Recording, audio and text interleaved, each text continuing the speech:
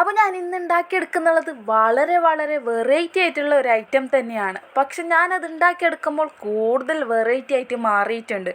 അപ്പോൾ ഞാൻ ദാ കാര്യത്തിലോട്ട് കിടക്കാം. എന്തെന്ന് വെച്ചാൽ എനിക്കൊരു മോഹം തോന്നി. എന്തെന്ന് വെച്ചാൽ റാഗിപ്പൊടി കൊണ്ടൊരു പുട്ട് കഴിക്കാം. അങ്ങനെ ഞാൻ ദാ വെറൈറ്റി തപ്പിപ്പിടിച്ച് ഇറങ്ങിയതാണ് റാഗിപ്പൊടി കൊണ്ടുള്ള പുട്ടുണ്ടാക്കാൻ വേണ്ടിയിട്ട്. അതിന് പൊടി എടുക്കുന്നു, വെള്ളം ഒഴിക്കുന്നു, നനയ്ക്കുന്നു. എന്താ പറ്റിയെന്ന് എനിക്ക് ഒരു പിടുത്തം കൂടിയില്ല. വെള്ളം ഞാൻ സാധാ പുട്ടുണ്ടാക്കുന്ന രീതിക്ക് തന്നെ വെള്ളമൊക്കെ അത്യാവശ്യം കുറച്ചാണ് നനച്ചെടുത്തിട്ടുള്ളത്.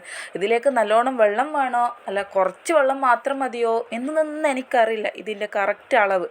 അപ്പോൾ ഇതെങ്ങനെ കറക്റ്റായിട്ട് ഉണ്ടാക്കുന്നതെന്ന് നിങ്ങൾ കറക്റ്റായിട്ട് പറഞ്ഞു തരണം. അപ്പം ഞാൻ നേരത്തെ തന്നെ പറഞ്ഞില്ലേ, ഞാൻ ഉണ്ടാക്കിയെടുത്തത് കൊണ്ട് അത് വളരെ വെറൈറ്റിയായി മാറിയിട്ടുണ്ട്. എന്തെന്ന് വെച്ചാൽ കട്ട ഫ്ലോപ്പായി എന്ന് വെച്ചാൽ കട്ട ഫ്ലോപ്പായി. ഉമ്മാൻ്റെ എനിക്ക് നല്ല പോലെ ചീത്തയും കിട്ടി. നിങ്ങൾക്ക് ഇതുപോലെ സംഭവിക്കാറുണ്ടോ? നല്ല പൊടിയൊക്കെ വെള്ളം പോലെ വെള്ളത്തിൽ കളഞ്ഞിട്ട് എനിക്ക് നല്ല ചീത്ത കിട്ടി. അപ്പോൾ ഞാൻ ഉണ്ടാക്കിയ റാഗിപ്പൊടി കൊണ്ടുള്ള പുട്ട് നിങ്ങൾക്ക് കാണിക്കണോ? അപ്പോൾ എല്ലാവരും വെയിറ്റ് ചെയ്തോളൂ. Ready, 1 2 3 start. ആഹാ, എന്ത് നല്ല പുട്ടാണ്, എന്ത് ഭംഗി. നിങ്ങൾ ഉണ്ടാക്കുമ്പോൾ ഇങ്ങനെയാണോ വരാറ് എന്ന് വെച്ചാൽ കമൻറ്റിൽ അറിയിക്കുക. അപ്പോൾ ഇഷ്ടപ്പെട്ടാൽ ലൈക്ക് ചെയ്യുക, ഷെയർ ചെയ്യുക, സബ്സ്ക്രൈബ് ചെയ്യുക. ബൈ.